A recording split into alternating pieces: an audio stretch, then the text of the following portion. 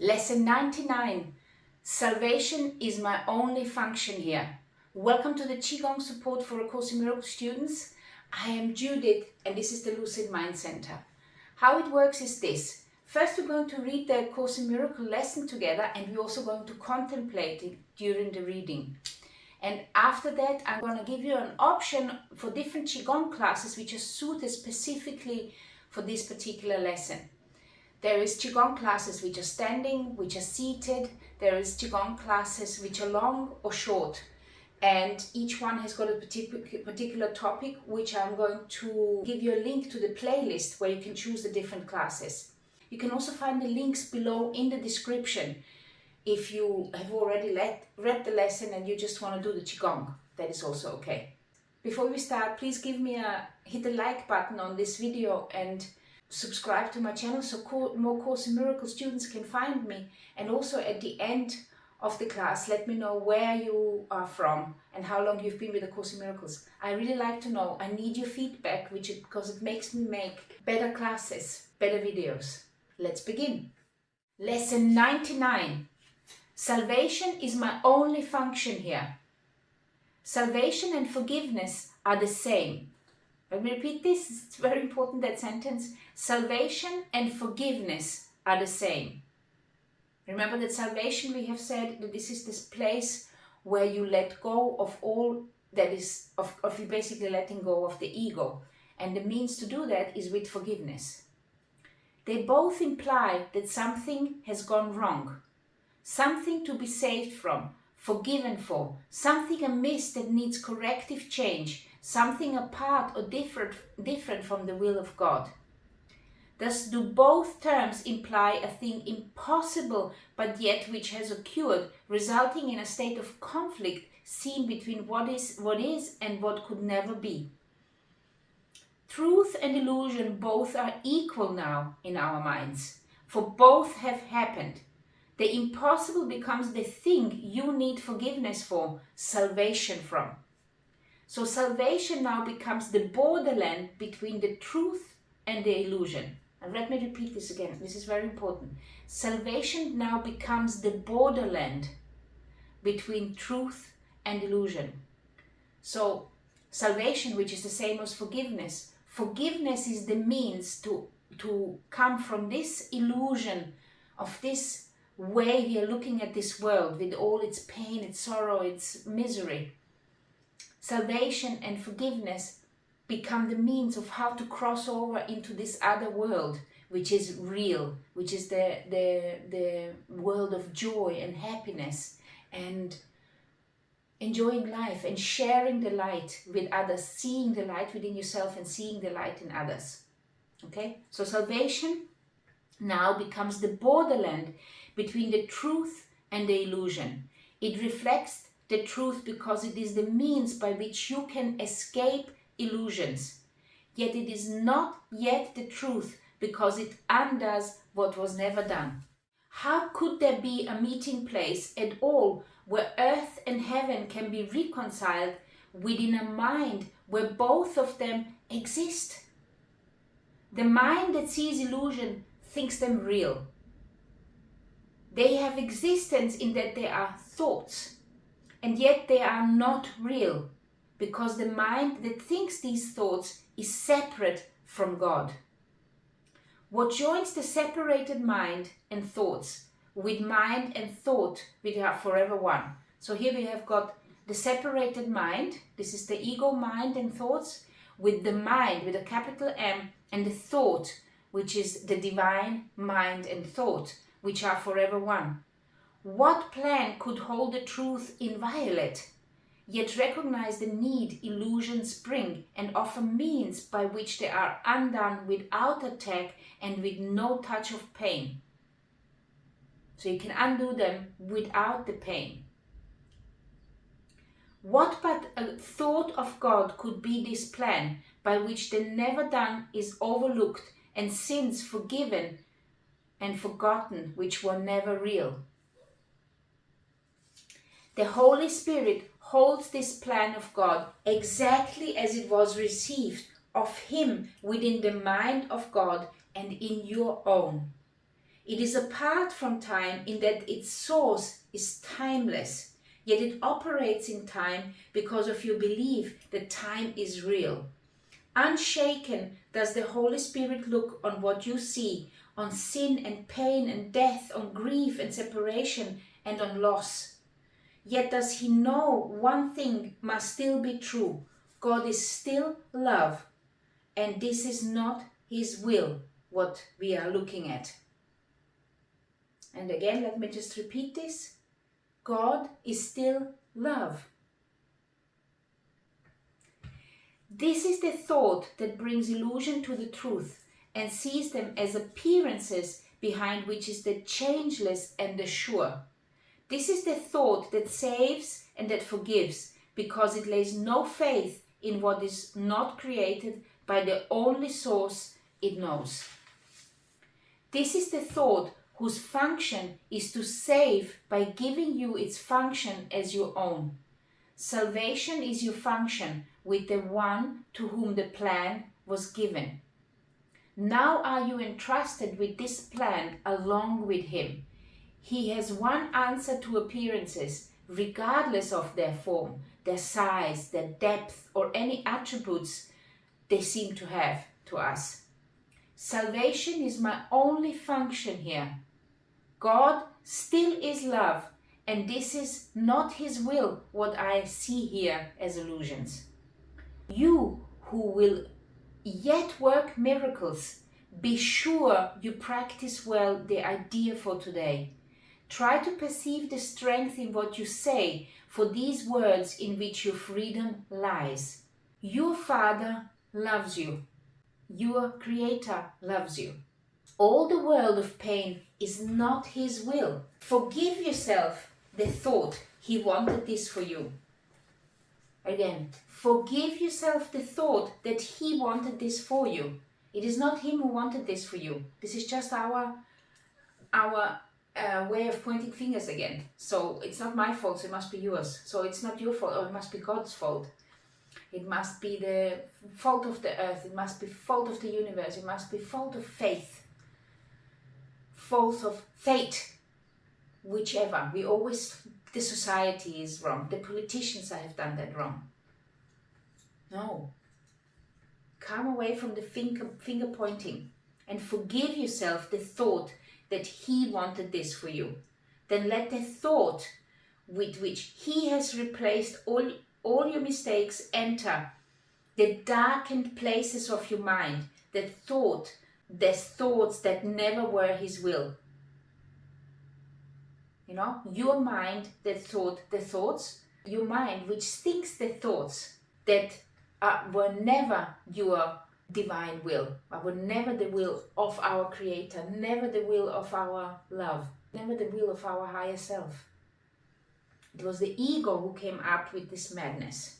And the ego came up with this madness is because it was afraid. And the reason it is afraid is because it's separated from source. And we feel ourselves separated from source. And every time we feel separated from source, we are falling into these holes of sadness, depression, anger, and so on. So, again, forgive yourself the thought he wanted this for you. He did not want any of that for you. Then let the thought with a capital T, which he has replaced all your mistakes, enter the darkened places of your mind, the thoughts that never were his will. This part belongs to God, as does the rest. It does not think its solitary thoughts and make them real by hiding them from him. Let in the light, and you will look upon no obstacle to what he wills for you. Open your secrets to his kindly light and see how bright this light still shines in you. Practice his thought today and let his light seek out and lighten up all darkened spots and shine through them to join them to the rest. It is God's will your mind be one with his. It is God's will that he has but one son. It is God's will that his one son is you. Think of these things in practicing today and start the lesson that we learn today with this instruction in the way of truth. Salvation is my only function here. Salvation and forgiveness are the same. Then turn to him who shares your function here and let him teach you what you need to learn to lay all fear aside and know yourself as love, which has no opposite in you. Your self, your true self is love. So therefore, if God is love and your true self is love, it means that you are an extension of that divine power. It is just arrogance which we have been brought over, which we have been taught over centuries, that we think we are not worthy of that God. Because that God which we have created in our mind, this is a God of the ego. It is not the real God. It's not the love. It's not the light which it truly is. Okay? So, then turn to him who shares your function here and let him teach you what you need to learn to lay all fear aside and know yourself as love, which has no opposite in you. Forgive all thoughts which would oppose the truth of your completion, unity, and peace. You cannot lose the gifts your Father gave. You do not want to be another self. You have no function that is not of God. Forgive yourself the one you think you made. Forgiveness and salvation are the same. Forgive what you have made and you are saved. There is a special message for today which has the power to remove all forms of doubt and fear forever from your mind. If you are tempted to believe them true, remember that appearances cannot withstand the truth these mighty words contain. Salvation is my only function here. God still is love, and this is not his will. Your only function tells you you are one. Remind yourself of this between the times you give 5 minutes to be shared with him who shares God's plan with you. Remind yourself, salvation is my only function here. Thus do you lay forgiveness on your mind and let all fear be gently laid aside, that love may find its rightful place in you and show you that you are the Son of God. This is beautiful, that particular sentence. It says here, thus do you lay forgiveness on your mind and let all fear be gently laid aside. You remove fear from your system. You remove fear from your awareness, from your consciousness. You decide, I'm not willing to give this fear any more fuel. I'm not fueling it. I'm not giving it my attention. I'm laying it aside. And then it says here, that love may find its rightful place in you and show you that you are the Son of God.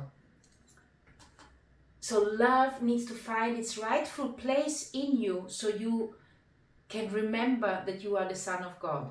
The way I always look at this fear, if you want to compare it with light and fear, I feel that we have closed ourselves. We have closed ourselves away from the light. And the way to close ourselves from the light is to create a box where light cannot come in. I look at it always as a ball which is closed tight and it's dark within. And the light is all the way around that ball. But what we are doing in our lifetime, and as these humans, we have been taught for generations to look within that ball. So we are constantly have our vision into the darkness. So there might be a few holes in this ball coming in. There is some light coming in, some joy and happiness. But until we decide to actually let go of this and say, I don't want to look this way anymore. I actually want to look out. And the way we open, suddenly we realize that we have always been in the light, that we always are light, that we are focusing on those, I call them pockets of darkness within ourselves. Instead of actually understanding, the only thing what we need to do is we just need to open them up. We need to crack them like an egg, like the darkness within an egg. And you just want to kind of crack this egg so the light can so you can see the light within yourself. But you have to think as well that the light is within you already. You are just looking within. For me, it's like we have a ball of this darkness around our head, and we're looking in this ball. But the light is actually within our body. If you want to take the whole analogy of a body, the light is already within you. You're just looking into inside this pocket. It's like only your eyes are caught up in this box of darkness, and that is what you focus on. Instead of saying, okay, I actually don't want to look at that, I'm going to look at this. And this is what this last sentence is saying here. Thus, do you lay forgiveness on your mind? You put forgiveness on your mind. You decide, I'm going to forgive this darkness, and you kind of open up, and let all fear be gently laid aside. You can say, okay, I don't want to look at this darkness, this fear anymore. And that love may find its rightful place in you and show you that you are the Son of God. Salvation is my only function here. Salvation is our only function here. Because God is still love. And whatever we are seeing, those dark pockets of fear, and we call them sorrow and pain and whatever we call them, this is not God's will. This is not the will of love. This is not the will of our higher self. We have fooled ourselves into this, that we believe that this is somehow holy, to look at pain and suffer with others and lay down with them and cry. But this is not helpful. It's not helpful for them who are crying, and it's not helpful for you either. What we need to do is remember that we are the light and love, and then shine it in the world, so people remember that is what is within them too, instead of reinforcing the pain and the sorrow within them. You see? It is actually very, very practical. It is not something out of this world. It's like when somebody is crying, you acknowledge their pain, but you give them their kindness and love, and give them hope that there is something else there, and eventually they will see it within themselves, and they will see it within you. I am giving you here different options to try different classes. So here you have got a short class, here you've got a longer class, and here you have got the list of classes which you can do, which are suitable for this particular lesson. Enjoy!